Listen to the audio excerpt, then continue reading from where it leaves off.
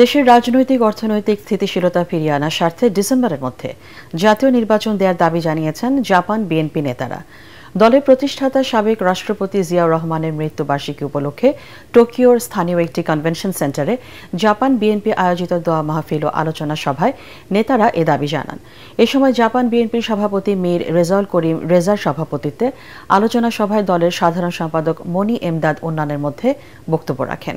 এ সময় বিমান বাংলাদেশ এয়ারলাইন্সের ঢাকা নারিতা সরাসরি ফ্লাইট চালু রাখার দাবি জানান তারা। আমরা শহীদ প্রেসিডেন্ট জিয়াউর রহমানের দল করি, আমরা তারেক রহমানের নেতৃত্বের দল করি। সেই নেতার নেতৃত্বের নির্দেশনে আমরা চলবো এবং আমাদের নেতার নির্দেশনা যেটা উনি দিক নির্দেশনা দিয়েছেন, ডিসেম্বরের মধ্যে নির্বাচন দিতে হবে। এর কোনো বিকল্প নাই। অতএব বর্তমান সরকারের কাছে আমরা আবেদন রাখবো, ডিসেম্বরের বাইরে যাবেন না।